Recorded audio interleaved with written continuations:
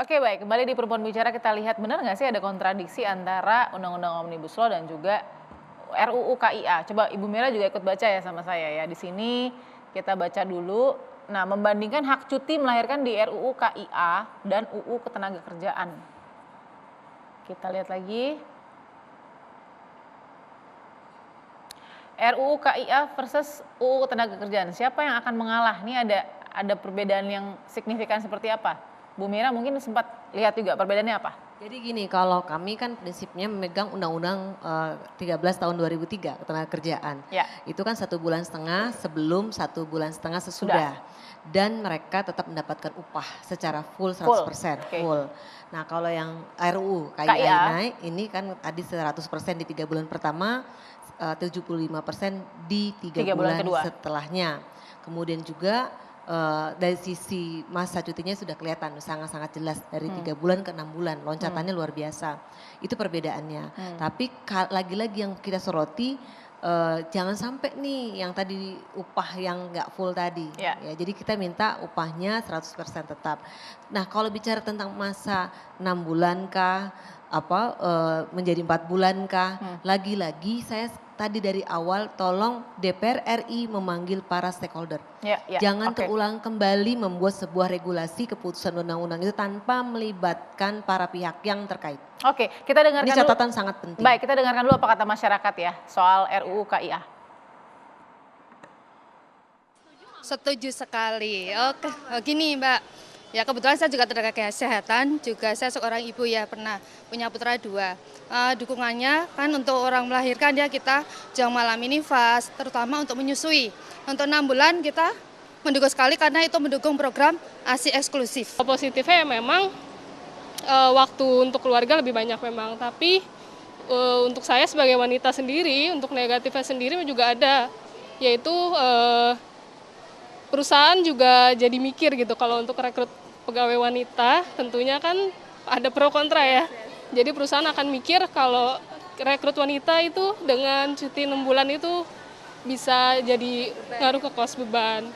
Setuju sebagai perempuan, karena saya bisa merasakan dulu di saat melahirkan, terus terutama waktu anak pertama ya, jadi kesibukannya luar biasa, terus rasanya maunya selalu bersama bayinya tapi kan di satu sisi saya harus mengajar ya, jadi karena batasnya kan hanya 3 bulan ya kalau dulu itu ya. Kalau pribadi saya ya, pendapat saya sendiri ya, saya sih kurang setuju, bukan yang nggak pro sama perempuan gitu, tapi sebenarnya sih 3 bulan juga udah cukup kalau menurut saya, karena saya juga mikirin perusahaan, gimana pun juga kan perusahaan ngegaji karyawan.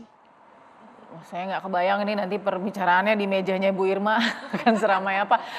Oke, tadi satu ya, Undang-Undang Ketenagakerjaan dengan KIA ada tuh yang bertabrakan, tapi kan itu biasa kalau dengan rancangan. Gimana tuh Bu Irma, memilah dan memilih kan harus dengan semua stakeholders, terus kemudian harus ada riset juga. Kenapa 6 bulan, kenapa 4 bulan, kenapa 3 bulan, gimana Bu Irma? Akan dikorbankan yang mana, Undang-Undang Ketenagakerjaan atau nanti yang baru? Ya harusnya disinkronisasi, kan itu yang harus dilakukan oleh DPR dan pemerintah, melakukan sinkronisasi 2 undang-undang ini. Jadi nggak boleh juga dikalahkan salah satu, karena itu kan jadi kontraproduktif. Makanya kan gini, DPR itu kan harusnya kalau bikin undang-undang itu ya uji publiknya juga harus dilakukan. Itu yang saya selalu, saya sebagai anggota DPR sendiri selalu melakukan kritisi tentang itu. Supaya undang-undang yang dihasilkan itu jangan sampai begitu keluar langsung masuk judicial review. Nah ini kan yang banyak terjadi seperti itu. Gagal ya Bu? Gagal, makanya kan kita di Komisi 9 saja, saya selalu sama teman-teman itu betul-betul melototin dim-dim di rancangan undang-undang itu setengah mati gitu, agar jangan ada nanti pasal-pasal yang bersayap lagi gitu. Ini kan akan jadi kontraproduktif lagi.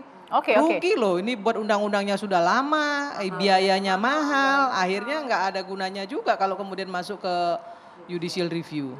Di kacamata KPAI tadi kekhawatiran masyarakat juga misalnya soal nanti akhirnya kalau memilih memprioritaskan untuk SDM yang unggul, tapi kemudian kesempatan perempuan juga jadi lebih tipis gitu.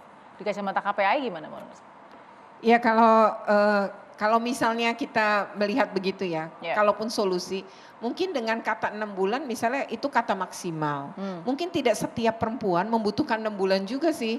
Jadi sebelum kita tampil tadi di ruang make up aja udah ada pro kontra gitu. Betul sekali. Ternyata para perempuan di ruang make up juga menyatakan bahwa saya cukup 3 bulan tapi ada yang enggak juga tau gitu. Jadi artinya emang pro kontra seperti mungkin bisa disebut sebagai maksimal 6 bulan, apalagi kan ILO juga nyuruhnya 3 bulan. Lalu undang-undang ini kan tenaga kerja nggak salah juga ketika menyebut 3 bulan. Tapi kalau kemudian pemerintah atau inisiasi DPR dengan maksud dan tujuan untuk kesejahteraan ibu dan anak, juga untuk kepentingan terbaik bagi anak, ya kalau menurut KPAI ini soal kebutuhan saja, bisa saja.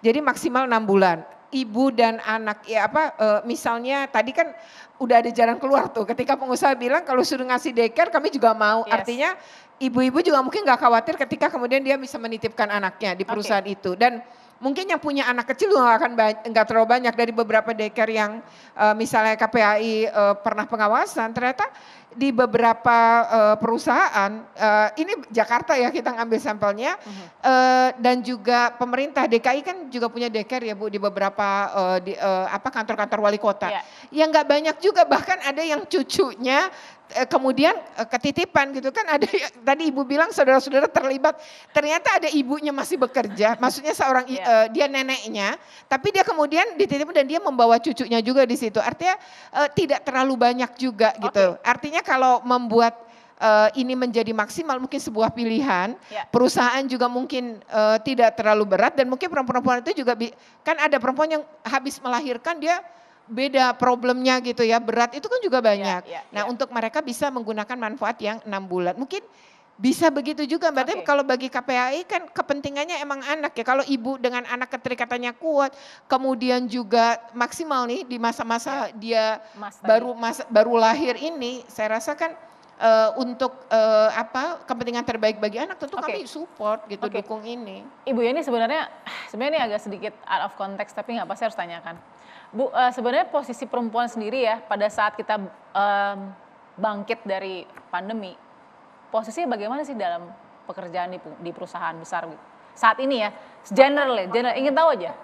Maksudnya posisinya? Maksudnya apakah mereka mendapatkan kesempatan yang sama?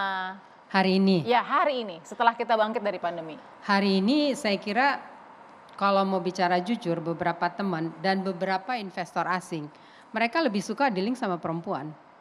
Kenapa? Perempuan lebih teliti kerjanya, lebih tekun, lebih serius, lebih bisa dipercaya. Apalagi sektor keuangan, itu pasti mereka carinya perempuan. Pabrik yang detail finishing itu carinya perempuan gitu. Nah tapi ini posisi unggulan ini bisa jadi berkurang pada saat perusahaan harus memilih gitu. Dan betul hari ini pengamatan saya di masa COVID, kalau perusahaan harus mengurangi pegawai antara laki dan perempuan, kebanyakan karena kondisi tadi laki yang dikurangi, perempuannya yang stay. Itu juga salah satunya masa pandemi perempuan banyak yang menjadi penghasil utama gitu. Banyak suaminya nggak kerja, perempuan penghasil utama. Kenapa perusahaan merasa nyaman? Kalau bicara soal ngirit gitu, yuk cost efisiensi, paling enak diajak perempuan. Bicara. Ini realitas di lapangan ya, dari teman-teman dan dari saya sendiri ngelihatnya gitu. Gitu.